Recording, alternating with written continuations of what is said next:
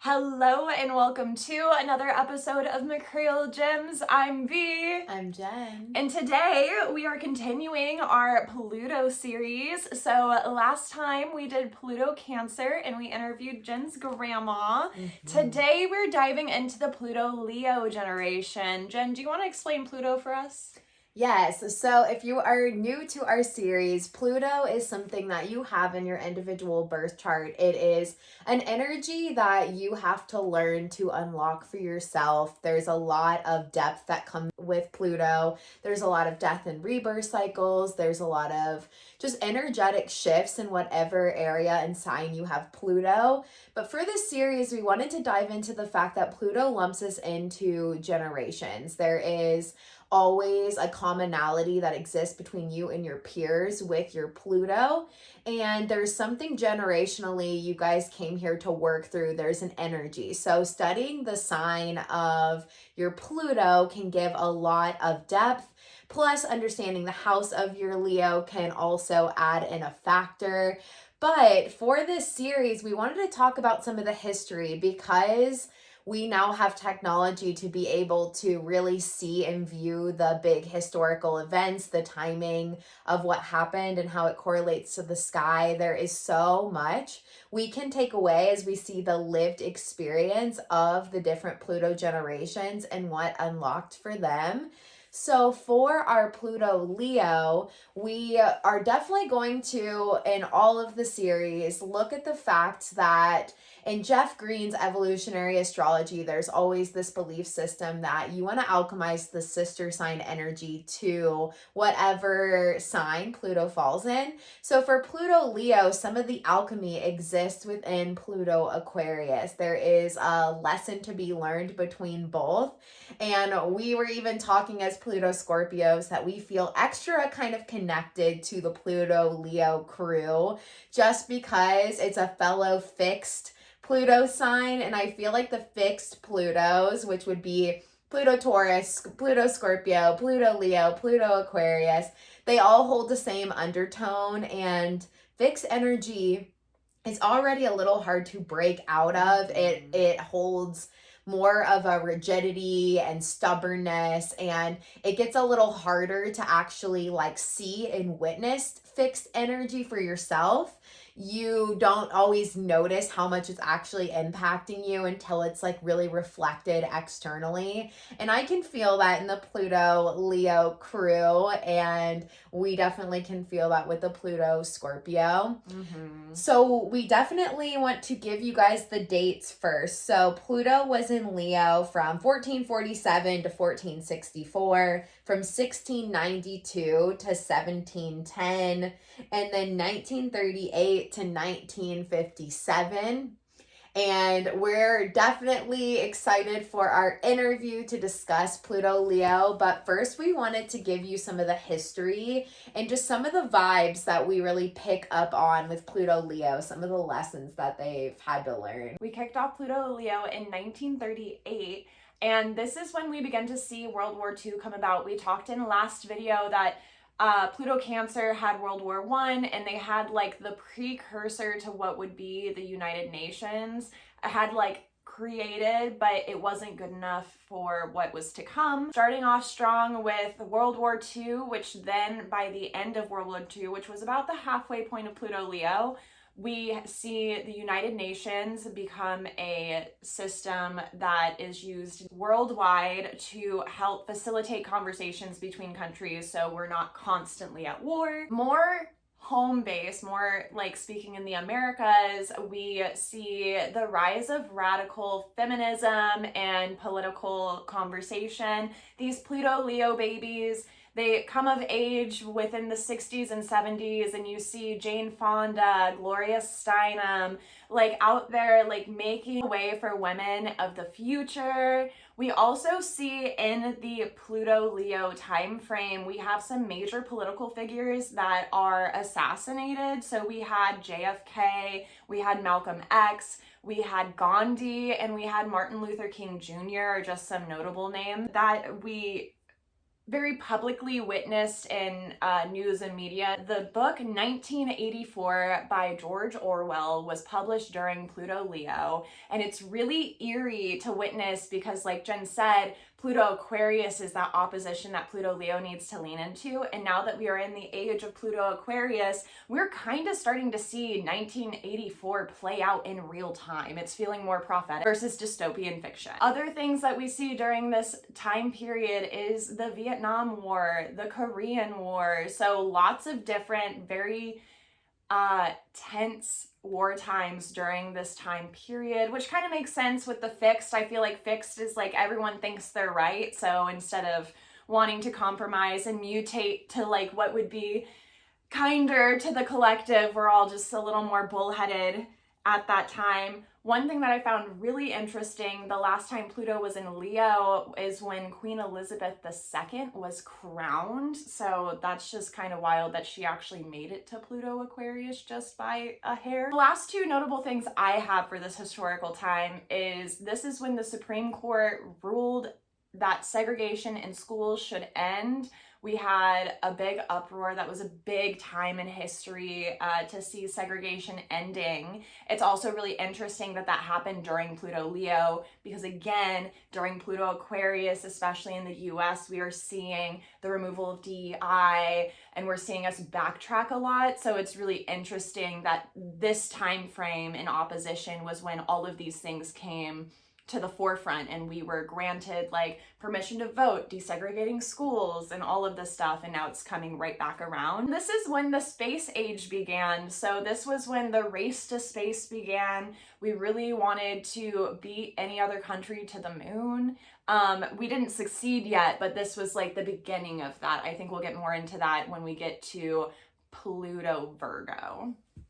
Yeah, so one of the big like things that I hear as I take in like the history stuff is, yes, I think pride and ego are big shadows of Leo. And obviously with Pluto, you're going to have to face the layers and the shadows behind the sign.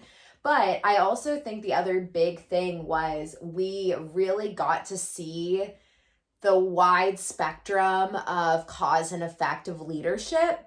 There was really powerful leadership that ended up actually unlocking bravery for big collective groups of people. There was also leadership that, like Adolf Hitler, that led people into like atrocities. So I think like at first, like even hearing the Pluto Cancer reflection, there was kind of this glamour as Pluto Leo came on to glamorize leadership. You wouldn't so much think of leadership being corrupt at one point until we started facing the Pluto energy of Leo. Even noting that like Hitler committed suicide, there was all these leaders that like did things and then we saw the cause and effect of it. I think of Elvis Presley being like really heightened Pluto Leo energy. We started putting people into celebrity and leadership positions from their star quality. And then also when these stars would fall and like show they're human, it was very confusing. So I think we kind of got this like Wizard of Oz sort of who's behind the curtain, like what's the actual energy of these leaders, like who are we putting in power. And I think it's amazing that we had these really brave people be able to trailblaze for us into new heights and new futures. But we also had to grieve the fact that like leadership was not just an automatic pass for integrity. There was really, even if someone rises in fame and power, it's still such an illusion that we put onto those people. Like everyone at their basis is still a human with feelings and triggers and trauma and just different backstories. But it was also really cool because as people started meeting leadership in a more like humble, authentic way, I also think you see the rise with Pluto Leo generation of a lot of people taking creative ventures and actually making work out of it. Mm-hmm. I think there was a big rise to like, oh, if some people can get in the spotlight and be famous, then like maybe I can take a leap and a risk on my creative endeavors and passions. And you start to see the rise of artists and rock and roll and musicians and literature, like literary celebrities. yeah, it was rise in every single facet of creative expression, which is a positive channel to Leo energy. Pluto Leo generation was the first generation where technological advances allowed them to see some disposable income. This is where the nuclear family, I think, really begins to shape for the American dream, because people could work, you know, a summer job and pay for college. Grandma and grandpa bought their house for like 2 nickels and a dime. Like, it was the first time people were not only like paying their bills, but like had money to play with afterwards. You didn't really see that kind of luxury living prior to this generation. We talked a little bit last week about how like Pluto Cancer was the first generation to decide maybe it's not as sustainable to have like 12 kids. And so I think that also had something to do with it, is like as parents passed, the inheritance was able to more evenly distribute out as well to this generation. So you start to see generational wealth really come around to more than just the select elite few. Yeah, I also saw that McDonald's was created and Disney put out its first film and opened its first park. So we also started seeing like not only entertainment, but like the idea of being able to create brands that like, I mean, think of McDonald's and its form of how much like creative energy like initially kind of went into the concept. Like I just remember as a little kid, Pluto Scorpio generation, which would be the square to Pluto Leo, like going to the kids playground at McDonald's, going to Disney World. So like feeding off of the fun and the like heightened energy that was initially behind some of these things. But as we see some of the seeds that were planted in Pluto Leo play out, we also then had to learn how much that authenticity and integrity is so important, because something that has the illusion and glamour of the Leo sparkle, where it feels like it's the greatest thing to like pour tons of energy into, we also then deal with the responsibility of putting so much glamour onto something and how that glamour can also fall away, and that it has to be done in kind of this way that looks for authenticity and looks for something that also isn't just trying to take your resources and charm you into following along. I also think like when we look at some of the cult leaders, a lot of them will have like a prominent Pluto Leo in their chart. I think the seeds to feeling like there's opportunity from like really shining and being able to embrace that star quality led to some people having that inflated ego, inflated pride. And I also see, as we've talked to a lot of Pluto Leo generations, there is definitely like everyone believed in themselves to be able to own, I think, their own gifts and power. And so some people are very pro celebrity culture, some were very anti and believed in themselves above it, but it still played that dance, as Pluto does, with power and control lessons, where it's either all powerful or feeling powerless, all control or feeling no control. And that just really played to all the undertones of that Leo energy. Another big like collective energy that you see within the Pluto Leo generation is everyone, you did see more rise to power, more like you just said, the power and control play, but also too like they sold everyone the American dream. But in reality, if you really backtrack it, the only generation it really truly helped was them. It was a little more self-focused versus community focused, which is often like a comparison when you look at Leo in general versus Aquarius. Aquarius is more collective based, what is better for the whole, versus Leo is what is better for self. Yeah, and I think that's something we reflect on with some of the like boomer generation, was they had a system where if you worked hard, you could get some results, and it was kind of like a self-discovery journey. But within some of the extremes of selfishness and hoarding for you and only feeling good when you have the resources brought to you, and then having really poor self-worth if you don't have all the checklist of what you thought you were supposed to have. Like, that is where that alchemy comes in for Pluto Leo, to embrace Pluto Aquarius energy. So it is for the greater collective good. It is for humanity. It's a little less hoarding and more of, how can my resources be scattered? How can my art really create a message for the greater public? How can I embrace creativity in a way that breaks social norms and blocks and restrictions for some people in, some people out? Like, this is the alchemy that I think you really start to see, and I really can see it in a lot of the Pluto Leo generation, that a lot of them did end up finding more of that dance, I think, the older they got, which Pluto always gets wiser as it goes. Yeah. But I think our Pluto Scorpio generation, being kind of linked in that square to fellow fixed signs, we can really It doesn't feel work this. the same for us Yeah. either, because we are squares. Squares are more challenging aspects in astrology. And like, I would say solidly, like maybe Pluto Virgo, Pluto Libra, like could ride the wave some, but I see so much, you described it as if you worked hard, you could get where you wanted to go for Pluto Leo. I see so many Pluto Scorpios, like we are trying and trying, and it just doesn't, we might have little bursts of success, but it just never seems to work the same. Yeah, a lot of the things that were seed planted in the more like toxic way for Pluto Leo manifest for the Pluto Scorpio generation. So we've had to really break through some of the toxicity that was there in some of the shadows of that Pluto Leo crew. I also, when I'm around Pluto Leo, I work with a lot of geriatric populations, so I've gotten to see these Pluto generations as they've been closer to the end of their life, and the Pluto Leo group is such vibes. Like, I love the charm. I love the creativity. I love to hear their stories. I feel like they get like just so excited and happy, and I can feel that fiery passion that all exists. of them, their style is just a little more bold, a little Yes, louder. it inspires my creativity. So I can so see the strengths of Leo. When I'm around them, I feel like I can do anything.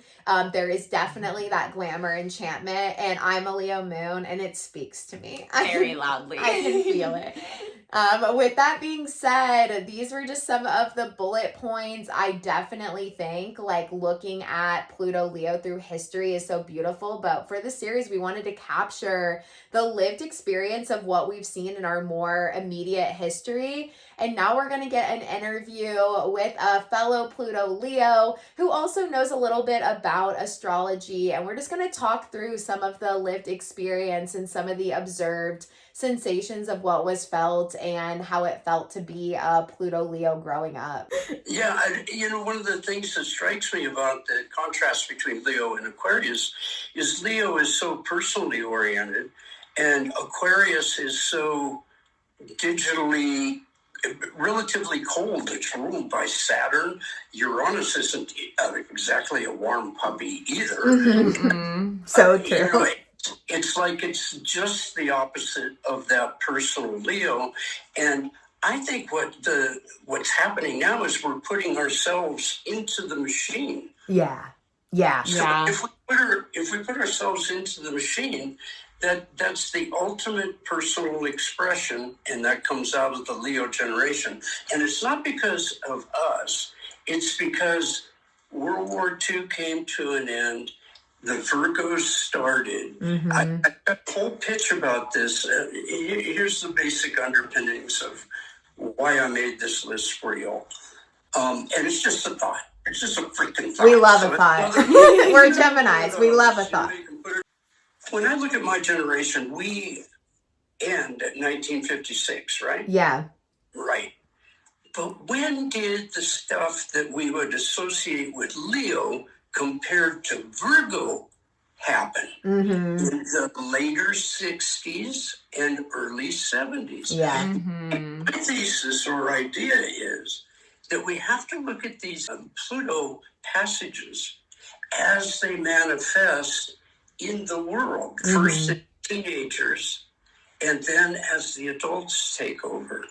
And what it does is it sort of blends them together instead of having them separated out into these compartments. Yeah. And it's more of an interaction, which is what the universe, the 3D universe is based on, is interaction. Right. So, this is much more reflective of what seems to be the actual way of the Tao, or however you want to say it. Yeah. Looking at the timings, we were talking about how fascinating it is that there was actually more Pluto generations all coexisting on the Earth at one time than what we'll see after the Aquarius longer passage. There will actually be less generational overlap in terms of the Pluto. So I thought that was a fascinating take. Yes. But yeah, we've been thinking about that a lot though, like when the manifestations kind of come through of some of the energies of it. And I was thinking of it in terms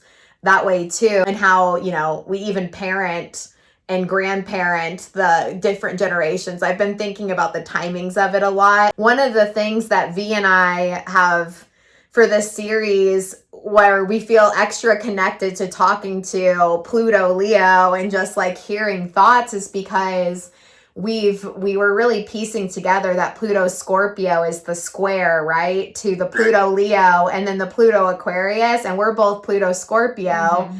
And so we were also thinking about how much like your group really speaks to us, because I think what's happened with the Pluto Scorpio generation has been, we've had just so much change and so much death and rebirth. We've had so much like the darkness. World is completely different than when we were born. And I know that's true for all the other generations too, but for us, it literally has so quickly changed. I think by the age of 5, we went from not really, like, people were still wearing pagers was like the most technology you would see in like home phones.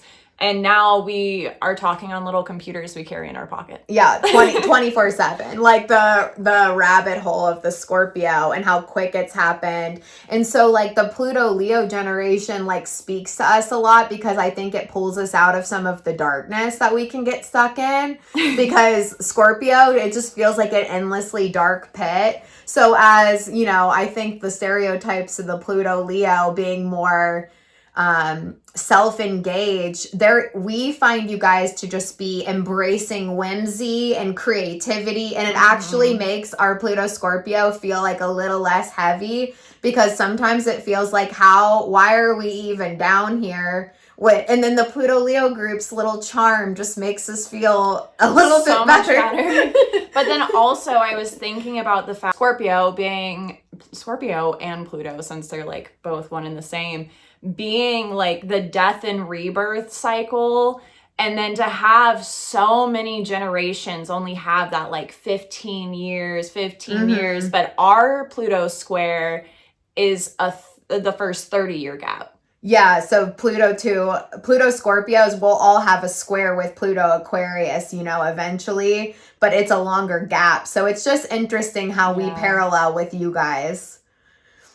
And the Pluto was moving so fast would indicate, if we wanted to talk karmically, would indicate that Leo-Pluto generation is passing through that darkness of Scorpio fast. Yeah. Mm-hmm. Now, all of the signs are receiving an aspect from Pluto. Yeah. And during this period of time, we've got the square. Okay, that means that we've got to integrate that square energy. Yeah. Mm-hmm. And the amazing thing is, to me, is that we were forced to do it in 12 years. Yeah. Now, you guys are going to have a crack at the Pluto square for a longer time. Makes sense too when you put it in that perspective, because again, we just talked about how fast everything moved for us since birth. And now we're going to like almost be forced to slow down, I think. Especially like at the very beginning, we're only like, a year and some change into Pluto Aquarius.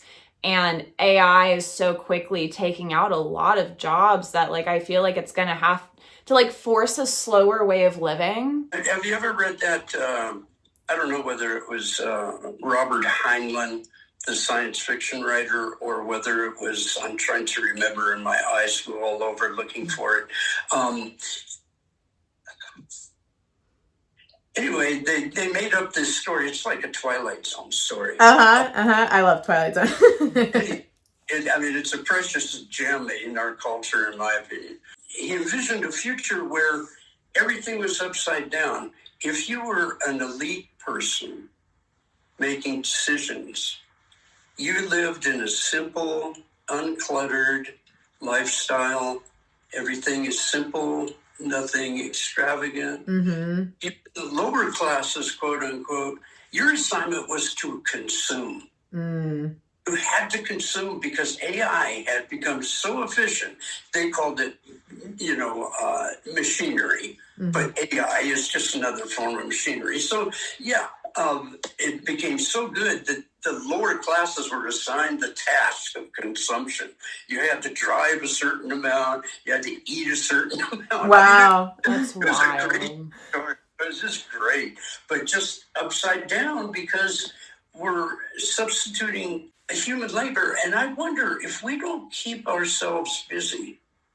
Idle hands are the devil's workshop and all like that. Mm-hmm. It worries me. It makes me pause. Yeah. We were so in like, Jeff Green's logic with like some Pluto alchemy of like embracing the sister sign to kind of like understand how to like polarize some of the extremes of the energy. We were thinking about Pluto Scorpio. One of our alchemy things that we have to do is try to embrace some Taurus energy just so we don't get so lost in the Scorpio. So for us, like, when we are the most like informed generation and there's endless information for us to be able to know, you can like really kill off a lot of versions of yourself by like learning something again and again and again and again. And it's just like an endless void. So we've really been the mental health generation. And so for us to integrate Taurus, we have to remember to drink water and eat and sleep. And like those little basic needs become so essential when we have like these like black mirrors that we just carry around with us that can do anything at all times. Like that is kind of like ours group. So I've been thinking a lot about the Pluto Leo and correlations, like, all of our lessons that we can mirror each other as like being the fixed Pluto signs. And so, just really interesting alchemy to like pay attention to for like what we need to try to embrace the most in Pluto Aquarius, because this has been such a weird time to be a human. Oh my goodness. Yeah. I'll buy that. The Buddha said that this is the hardest incarnation of all. Yeah. It's exhausting. So, animals don't have many decisions to make because they're just working with their physicality. The demigods have, graduated on a lot of levels. We're down here still thrashing it out. Right. Which I do hope Pluto Aquarius will just bring, a lot of unveiling of just the intricacies of us. And I mean, it's sad because I do think there could be some potential with like AI for certain things. It's just so bad for our planet. And we also were thinking like our Pluto Scorpio group, as we age, we're going to be the last group that actually knows the earth before technology, because we, people started carrying cell phones around when I was a junior in high school.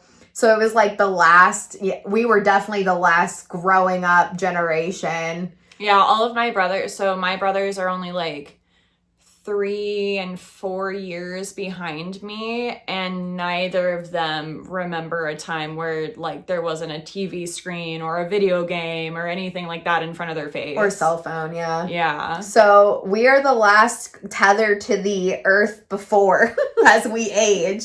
So that's a very interesting Pluto Scorpio alchemy too. But I think being around Pluto Leo for us just makes us feel a lot less like overwhelmed. Like I feel a lot calmer when I'm with like Pluto Leo group, because I work with a lot of geriatric population, and I have been in healthcare for 16 years doing physical therapy. And so I've aged through the entire Pluto Cancer group, and then the Pluto Leo crew is so much more fun to work with, and they really do make me laugh even when it's really hard. I feel like there's like a just fun flair to the way that they can like kind of comorbidly like mess with like how dark it is. Like they're in an injury, but you guys can like make it ironic and like funny, which I always appreciate.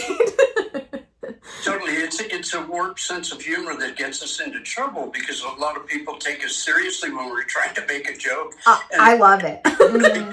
At times, you know.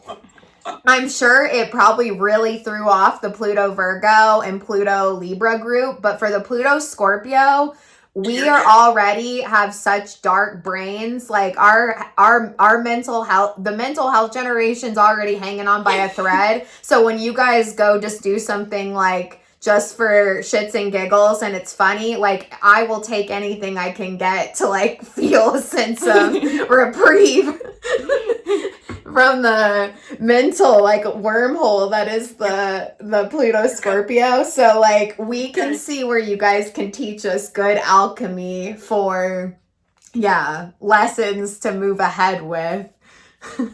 If we were going to talk reincarnationally, you guys as reincarnationalists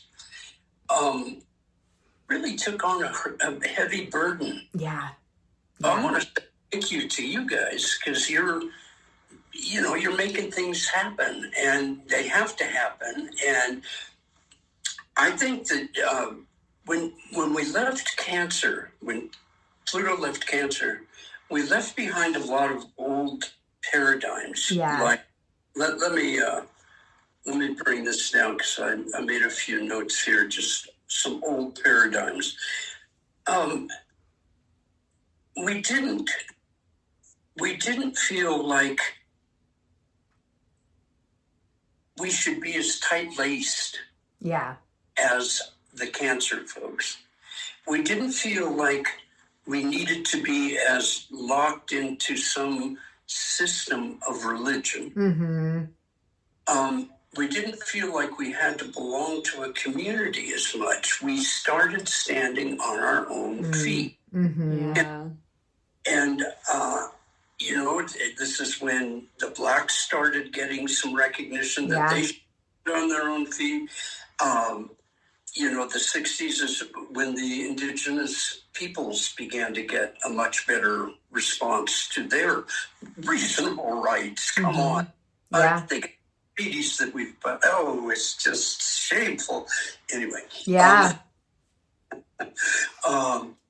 See, there's that funny, I was thinking that laughter about how dark it can get is either gallows humor, which I'm sort of stuck with. I can't think of a really great fit for the other side of gallows humor. But sometimes, especially if we take the point of view of soul evolution, which, is a debatable deal. So soul's evolution, it's sort of a joke how we make our own troubles. Yeah. That just in regular psychology too, that we generate a lot of our problems, like a trauma, for instance. That's because we're holding on to it, not because it's happening again and again and again. It's that wormhole you were talking about. Yeah. So, and Pluto and Leo folks, we sort of decided that there was something to do about that we didn't have to just buy into life has to be drudgery. Yeah. One of the reasons why I have a big beef with some Buddhists who are so plugged into the side of the teaching about all life is suffering. Yeah. If you take the indigenous Americans' point of view, all life is not suffering. It's only half suffering, and it's half the other side of the circle. Mm-hmm. So when we take that kind of point of view, we begin to understand that we can personally do something about that feeling of the wormhole. One thing we can do is get involved with noble pursuits. Now, be the hero in some way, right? Isn't that perfect? Pluto and Leo. Absolutely. It couldn't be better, right? Yeah. And Stephen Forrest lists that as one of his archetypes for Leo, the hero. Yeah. And, I think the Pluto and Leo, at least myself, just coming from myself, it's really important for me to be making a contribution where people feel like there's value with me. Mm-hmm. I was the youngest of 4, which is not a big family, but the way it worked out, I was always, I was the youngest. I never knew what they were talking about because, it was more, later age issues. Mm-hmm. And I'm talking about when I was really young, 4, 5, 6, that kind of stuff. And it just imprinted on me that I was like a third wheel, fifth wheel. Is that the word? Yeah. And it just has prompted me to feel a lot of identity with minorities, with people in pain. Yeah. And which includes people that are constructing their own prison. Yeah. As much as thinking we've got to burn it all down because people aren't treating animals right in animal lab experiments. Mm-hmm. I'm on the latter page. I'm willing to, feel like burn it all down, but I'm not willing to do it. Yeah. There's a balance that's got to be struck between what is and what can be. And as we move towards what can be, we change the frickin' world. Yeah. Bitch and moan or destroy. And then what are we left with? It's like a child who throws a tantrum. That's what we're going through right now. Yeah. 100%. Especially in the U.S. We act like we are one of these more ancient civilizations, but colonialism is the youngest of all these. You know what I mean? Yeah, the whole Northern European Enlightenment culture is brand freaking new. Yeah. Mm-hmm. Yeah. Are we taping any of this? Yeah. We have the audio recorded. I'm glad. Yeah, this is great. Yeah. I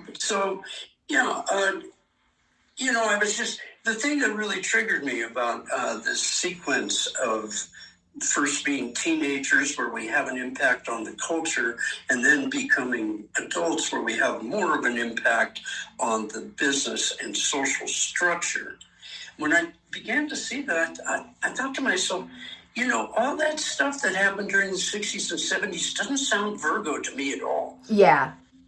And it hit me in the face. Yeah, I think a lot of Pluto Virgo, I think that's where we really started having that like purity culture get so bad, and the evangelical movement really came with the Pluto Virgo of like, if you do XYZ, there is like a more perfect version of self that can be attained. But it was obviously Pluto, complex, delusional, and like really led to people getting lost in like some religion psychosis. I think that's when the cults became more prominent in religion, whereas before, like, don't get me wrong, religious structures are pretty like my way or the highway to begin with, but like I think Pluto Cancer's version of religion is so different than Pluto Virgo. Yeah, that was the evangelical, like save everybody, help them. Like that's where that started, I think, getting really bad. Shame them into submission.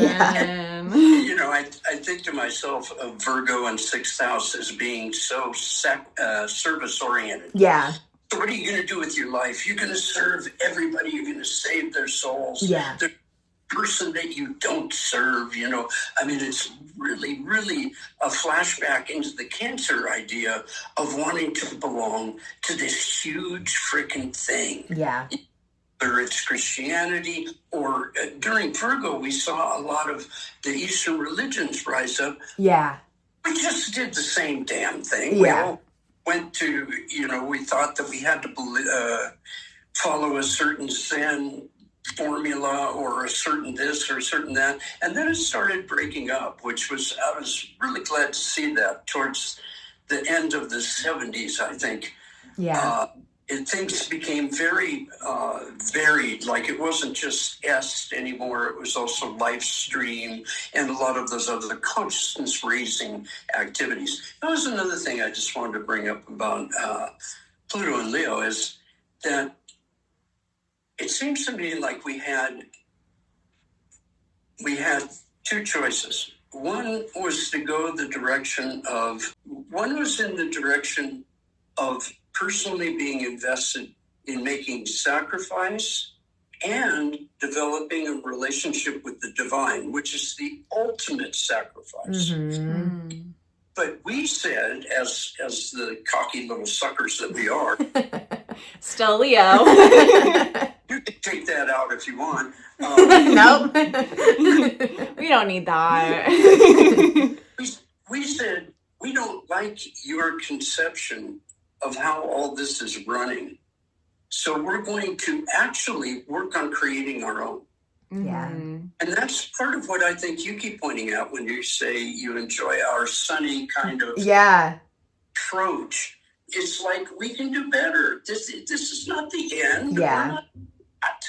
We may be stuck for a while, but we're not caught. Yeah. Tell me what your thoughts are on this, because I feel like one of the things that I think Leo can be really good at is just being like a really good divine channel. And I do think when you know how to like, you know, believe in more and kind of like that bigness of like, you know, that fiery kind of optimism on wanting things to be different. I think you guys like do have like a way of being able to just keep creating or figure out ways to keep creating. And I do think with the movement of like more, you know, balance that was kind of found there for a moment, I think that was because the creativity and the expression was just getting louder. So it was definitely, you know, I think there's always a connection to creativity and like a divine sort of like plug-in.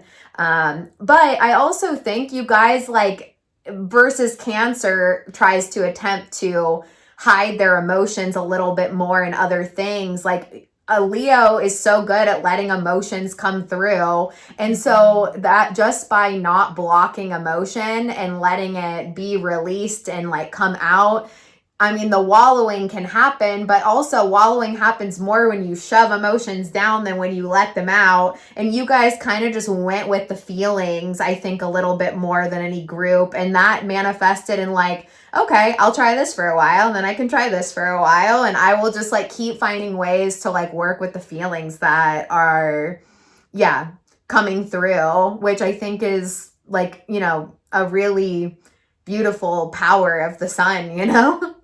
That's exactly it. The sun is in the solar system the source of the heat and the warmth, and therefore, at least in part, creativity. The Pluto and Leo's had two choices. One of which was to sacrifice to either do social work or enter spiritual work. The other side was to be very personally oriented and develop a lifestyle like what we saw in Donald Trump.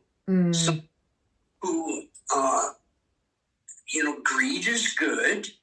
I want to get as much as I can. I don't want to share. And that's the other side of that sacrifice thing. It's almost like, how many rock songs said, you're sacrificing your soul for the world that you're trying to grasp. The Hindus said that how many thousands of years ago. Yeah. So, it's so funny, even though the Pluto cycle was so long, a 250-year cycle, it's a drop in the bucket. Yeah. Yeah. Good God, we've been through this freaking go-around, so to speak, so many times. And, so in another direction, I just wanted to agree with what you said so much about the sun is the ruler of Leo. Pluto and Leo brought that sunniness forward. And in Vedic astrology, the sun represents the soul. So even the soul had gone through, the birth-death cycle and had been born. Yeah. Cancer, if we looked at the signs in terms of houses, Cancer's the fourth house. Very, very private and actually womb-like, dark like that.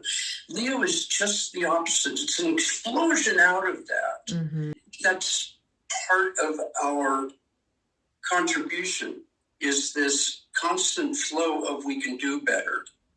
And I really like that of Jupiter, too, even though I have a debilitated Jupiter. I feel so sorry for it. I have the done for it and things. Poor thing. We talk to parts of our chart that way, too. Same. It's really funny, but you know what I've noticed over 45 years is that squares and oppositions are more of an opportunity than we give them credit. 100%. People without any of those, like, it's they feel offbeat to me. I like a little depth of character. Right, and it's the old saying, if you don't make an effort. Let's say you go to the gym and you sit there and watch everybody work out. It's not going to get you stronger. Yeah. You've got to go fight those weights and those, your own weight. And you've got to stretch. You got to do all these things. This is the investment in ourselves that has to happen. And I think that the Leo folks were, again, we had two choices. We could either do this overboard, even the self-improvement industry. A lot of people got into that because they were into themselves, not because they wanted to become a better human being and therefore the world would function better, we'd have less suffering. No, that was not their motivation at all. It was to get better at sales or get better relationships. Now that's worthwhile doing, so I can't run that down, but you know what I'm trying to get at. Yeah, and we were talking about the link too, that a lot of Pluto Leos, as you age, started interacting with Pluto Libra, and I think the Libra and Leo combo together actually could manifest even more self-centered, because there was that like Venetian quality that got added that,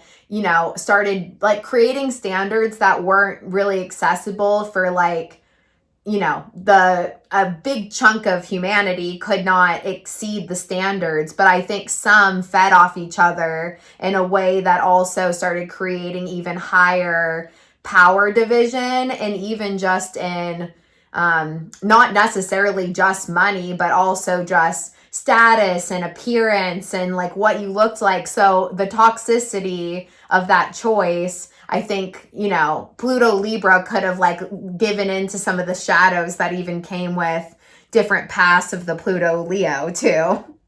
I also think of Pluto Leo like, so when we were younger, when, for Pluto Scorpio, retirement age was like 55, so at that point, the next generation was able to step up for things like seats in office, seats in the government. And right now, the majority of our government seats are still taken up by Pluto Leo. Like, they just won't quit. Yeah, they won't quit. That's true. Like, and half of them, like, they should have quit 30 years ago. Mm-hmm. But there's, like, an ego and a pride there that if they're not in control... Yeah, that's true, too. And I think that you're not going to see a generation that isn't like that. Mm-hmm. Yeah. I know. I'm not necessarily excited for Pluto Virgo to get seats either. Yeah. And I was going to say, it's going to be different because Pluto and Virgo and Libra and Scorpio and even into Sag, Pluto was moving so fast. It's such a different idea. It's not so, let's set it up rigidly. Yeah. And part of what the Leo folks hoped to break through was this idea that it had to be done the same as before. Yeah. And that was one of our failures. When we got into other religions and stuff, we started imitating them, thinking that that was where the juice was. No, the juice is where that magic moment when things open up. Yeah. And you can put all the crosses or all the beads or all the MAGA hats on you want until you get to that zone. It's all just dress up. Yeah. And I really fell for it. And I think you're right. It suddenly occurs to me, that's Pluto and Libra. Yeah. And I think so. What you're saying, what I hear with that, like, the vision of the two paths that you're even talking about too, it's kind of the path of like fully embracing the like emotions of something, I feel like, versus I ultimately kind of believe that power and control struggles really amplify when you're resisting, like, just like the depths of yourself. Like, I do feel for us Pluto Scorpio, I mean, we have gone so deep into our psyche and do so much work on the inner feelings. And yes, we can take that way too far.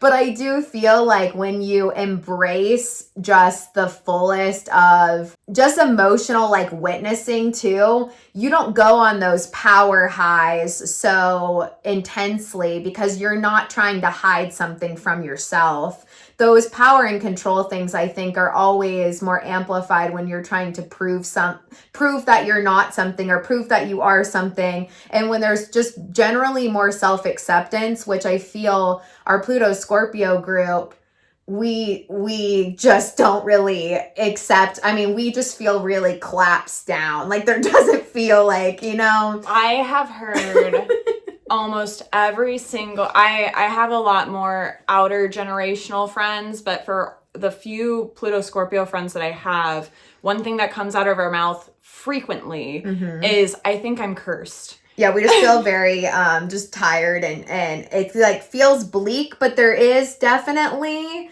like less emotional games. Like, I think with the Pluto aspect, like coloring in Scorpio, we don't play power and control games with people as much. We just want everything kind of exposed so that you realize that it's all just a sham anyway. I think, though, the reason that we don't, because Scorpio is obviously normally power and control play, but I think the reason Pluto Scorpio generation doesn't play that game is because we feel like the world is already doing it for us so non-consensually that we're like, I just want peace. Yeah, we just want a little rest. We were talking about the fact that our again, we were born in your square, your Pluto square, and so like we got Y2K right off rip. Everyone's like, the world's gonna end, and that just kept going. Then we had 9/11, which didn't help people saying the world was gonna end. The pandemic, the world is gonna all the way to 2012 when it finally swapped in, it's so crazy. There's been so many predicted ends for us. Like, just. We just were born to be dead. And I was like, what a scorpionic. I know. But then also, too, as much as the world's ended, here we are having a conversation. Yeah. So I think that's part of Pluto Scorpio's problem is we almost have been promised that we don't have to do it for too long. And now we're all 30. It's so true. You know, it's tempting to die because all your responsibilities and pressures and stresses are going to be relieved. Right. So, you know, when I get close, I'm going to consider that more and more. You know? Uh-huh. But it's so fun to play. Yeah. And that is the gift of Pluto Leo, is you remind especially Scorpio, but all of us, that it is a gift to play. Yeah. It's really wonderful. And it brings light into the room when you play. And, you know, when we begin, you guys are in touch with the dark and the dirty, really emotionally. And when you're in touch with that, that's got to generate either compassion or the opposite, ultimate crustacean protection. Yep. Yeah. I think that, you know, it's a gift to go through what you're going through, especially because it's emotional. It's not on the physical level. You're not having to go through another World War II. Hopefully, that's not going to be something that... No, it is more of a psychological war than a war like, you know, that was before. Like, we talk a lot about how we are currently in a silent recession, but no one calls it that. Like, our generation, like, doesn't... And, you know, it's everybody. It's not just our generation, but like we're seeing the parallels, but we're not talking about, we're all going through the day-to-day cycle, but we also know deeply in our hearts that something needs to change. Yeah. Yeah, and the tendency is to feel like it's stuck. Yeah. So the alchemy is to break through the ice, which is the Uranian Aquarius. For sure. But, you know, I wonder, in spirituality, when you look at the absolute and the divine, if you start projecting 3D, three-dimensional values on it, I think you're committing the ultimate precautionary thing in the world to think that you could dare do that. And I think that, well, once again, every time I think about Pluto and Scorpio, I think about you guys must be generating a huge amount of compassion because of what you're going through. 100%. We know like every single angle so deep. Like, we spend our nights talking about like how can we both depth. pay our rent and make sure that everyone in the humanity has their basic needs met. Because right now, again, as you know, we can say as a world, because I think every country has their own issues like this, but in America alone, we have 56% of us living under the poverty line. And like, we have, again, like our little Pluto Scorpio crew, like we'll sit there and we're not talking about like when we talk about, oh, we need to make more money, it's not, we need to make more money so we have more money. It's like, I need to make more money because I want to give to all the local shops and like make sure that everyone stops giving to the billionaires so then we can like uplift the local voices. Also, you know, just feed people that way. Like it's constantly a humanitarian like need within the like three-dimensional stuff. We're not really actually, I don't think any of us are craving the three-dimensional reality. We just feel like we have to play the game because otherwise, like, you know, rent doesn't get paid, we don't have a house, like those things. But it has a lot more to do with how can we help everyone else. Exactly, and that helping everyone else comes out of your compassion because you've hurt. You know what it means, hurt. It's such a different focus than just scrabbling for a living. And for a living is half of it. Once again, we get back into that circle concept. That, one half of it is dealing with the 3D, the other half of it is growing in the spiritual realms. Yeah. Which I'm hoping this Pluto Aquarius shift that we can bring a lot of that out because of what we have sensed and felt and experienced and known. And we also the alchemy of the higher expressed Leo, it really is good driving force. Because I think the other thing that has really been coming up for us, which I have Saturn in Aquarius, which is square my Pluto. There's a little crew that has that Pluto square to Saturn in my group, but we already kind of understood a little bit of the Scorpio to Aquarius dynamic. But what we're dealing with is how much to expose and how much to keep back, because what's scary is these algorithms now can find people in such a faster way. So for V and I being queer and more unconventional, and activists. Yeah, and activists and wanting to talk about some of the big shifts and changes, algorithms can find you now and it can suppress your voice or amplify, which is exactly what happened in real time for you guys. You watched that. And so the Leo's louder expression, the people that used it to kind of channel creativity and stuff, you guys helped build, you helped to lift voices that hadn't been elevated before. You were brave so other people could be brave right beside you. You guys really, again, in the 60s and 70s were the ones leading that big hippie movement. It was you all who said, like you said, we don't have to do it how we've been doing it. And so now for us, we're having to decide what the balance is of what to reveal versus keep safe, because of how smart the data is now to be able to find you. It's a little more intelligent than it was for you guys' exposure. Yeah, Aquarius is no joke with the innovation. Yeah, so we get flagged on our accounts all the time for being outspoken, and now they're really suppressing I would say that's where the power and control play does come in for Scorpio, and within this new segment of Pluto is having to find the right phrases that don't get us flagged, but then still people know what we're talking about.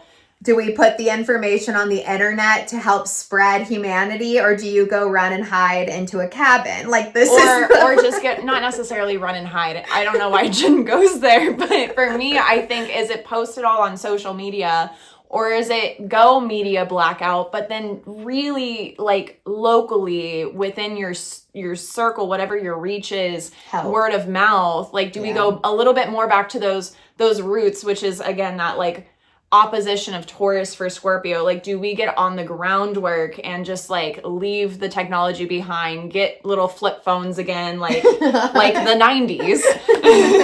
Yeah, these have been our thoughts. Days, right?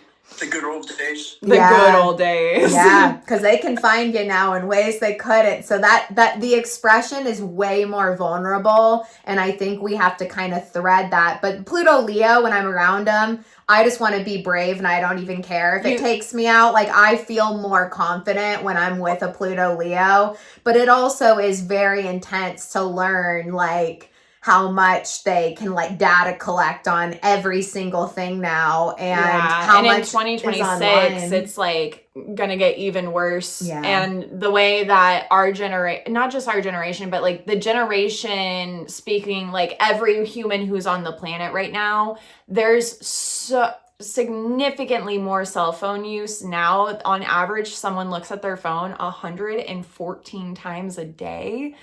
And with that being said, we have all these AIs that are tracking us. We are slowly descending into 1984, and I just think George Orwell would be so disappointed in us.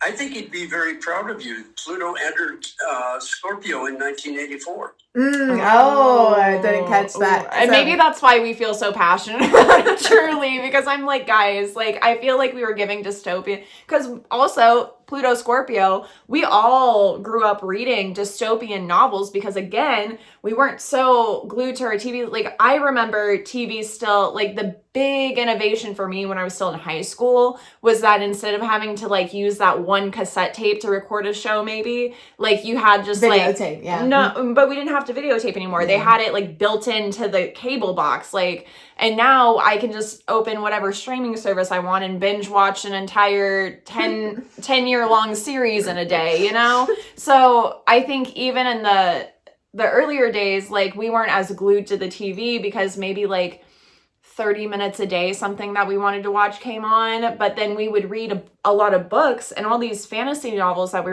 were reading were dystopian novels, like 1984. The Hunger Games is also, like, that's a newer age one, but it was also so impactful for our generation. Yeah. And now as we slowly see the potential of dystopian society, like, building, I feel like Pluto Scorpio is like, hello, like, are we just gonna let it happen? Like, are we just gonna sit here?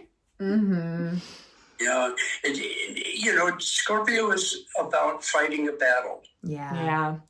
Isn't it? Yeah. And that's eighth house kind of material. It's very interesting. It's still, the eighth house is so goddamn mysterious. It really is. Of 5 years, I still struggle to wrap my head around it. And you know what? That's a good thing, because if I could wrap my head around it, it would no longer be the eighth house mystery. That's fair. That's very It'd true. be a lot more second house. Seriously, sometimes failure is exactly what builds spice into our life. Failure, I put that in air quotes because it really isn't. Which, if I ever get around to writing a book, I'm going to title it "Never a Wasted Moment." I love that. Even when we're doing the wrong thing, eventually our head is going to hit the wall and we're going to go, "Oh, holy shit, we shouldn't be doing that." Right. But it's a learning damn process, And, I had a friend who always used to say, they describe some horrible thing like their mother going into the hospital and their dad going freaking out or whatever, just weird stuff. And they'd what was that phrase? I can't remember. They say, another fucking growth experience. Yeah. Me and one of my friends, one of our thing, we go, rebirth moment. It's like one of our things. The Aquarian Pluto folks will say, reset. Right. 1,000%. I do have a question for you as someone who's already done a Pluto square. So in like the late 80s and the 90s when Pluto was in Scorpio, do you recognize themes that were really loud for you as a Pluto Leo? Big time. I mean, 1984, for me, during the interesting part of my life, well, I call it interesting. My wife would kick me somewhere.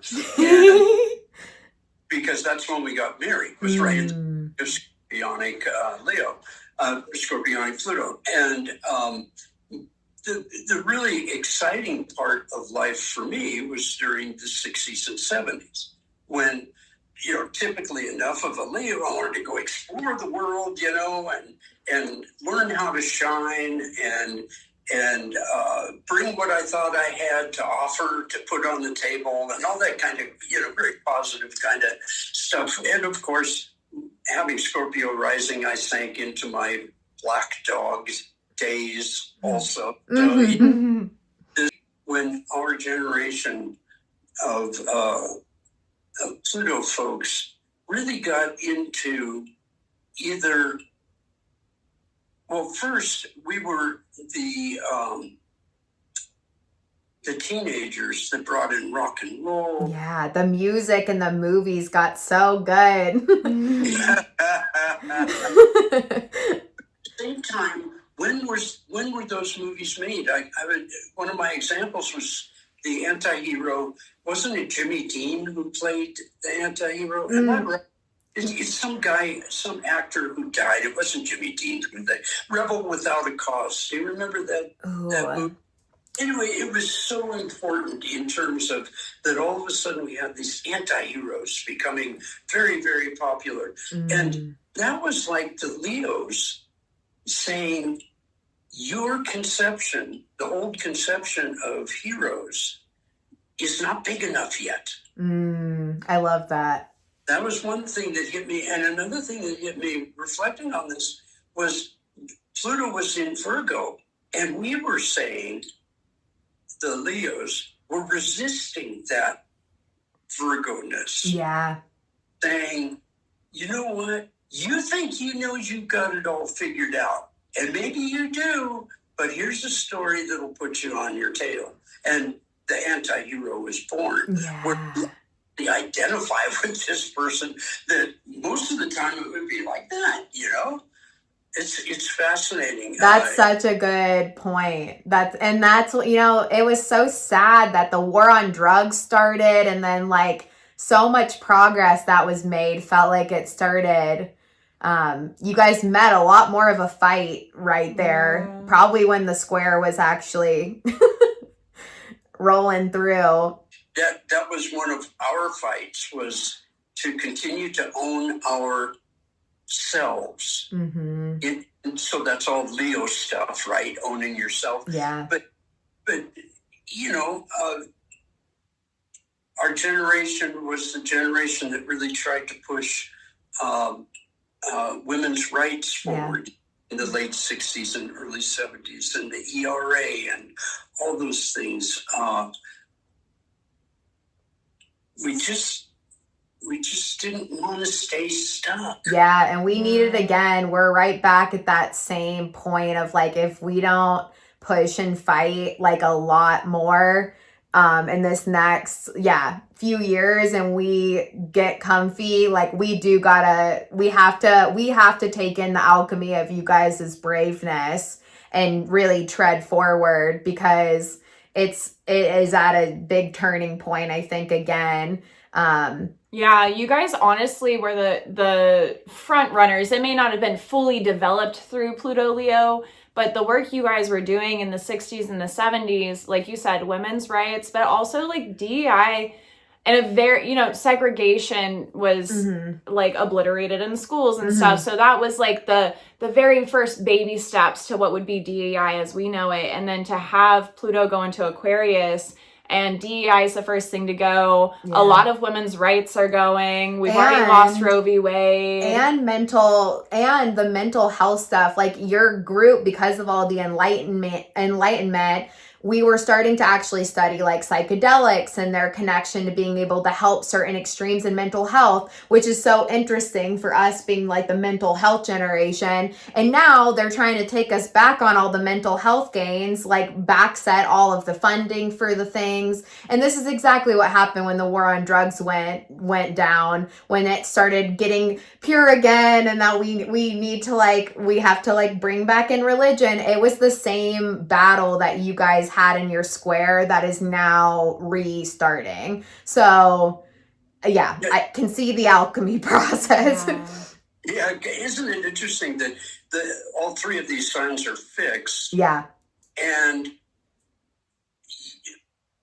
we try to fight it with our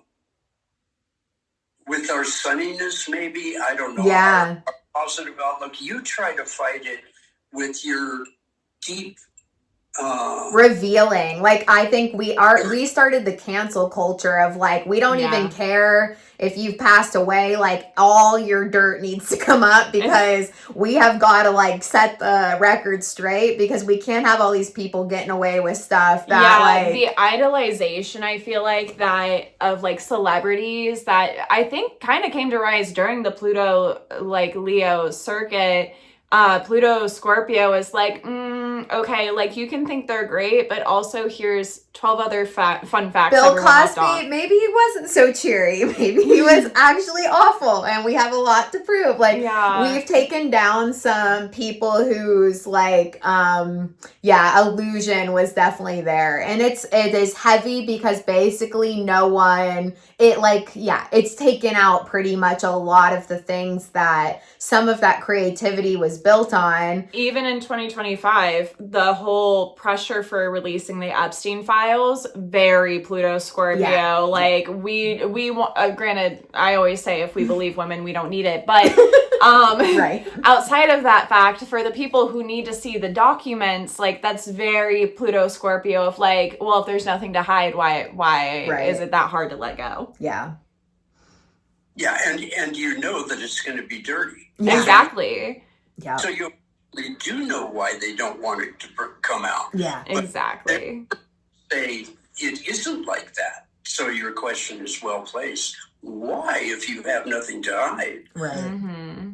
Well, and then Jen and I, we are taking note, and I know we're not the only ones in our generation doing this, but taking note of those who vote for things that oppose like helping people, the humanitarian side of things in our government. We're taking notes. We know who they are. We're all calling their offices every day saying, if you vote for this, just know that we're all watching. We can keep records of every choice you've ever done. So, like, now that we can record keep on anyone, I mean, it's exhausting to be able to look into anyone's anything, but because everything is digital, we can find traces, and people know how to, like, hack everything in our generation, which is wild also, too. But yeah, in terms of alchemy, I mean, we're all the Pluto Aquarius. Like, it's so wild to think of how you guys dealt with kind of the same collapse happening of some momentum forward, because I think we were not expecting it to go this hard, this fast backwards. And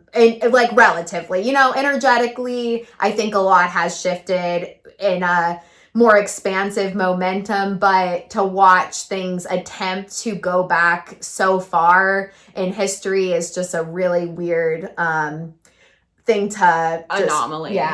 Ponder. Another thing that I notice very specifically here in Asheville, because we do have an older hippie community, which is mostly Pluto Leo, is again, Jen and I were pretty big activists. So when we go to the protest, we don't see a whole lot of young people. I feel like it's Pluto Leo coming back out, and they're tired. Like, they do not want to be here. And it's us, and they come to us, and they're like, hi! Like, young people, youths, where are the rest of you? But, like, they're still willing to get out there and fight the good fight. They all say, like, we did this in the 70s. I don't understand why we're doing it now. But I think it's really beautiful that, like, Pluto Leo isn't afraid to, like, get back out there, even if they're tired. It's very inspiring for the rest of us.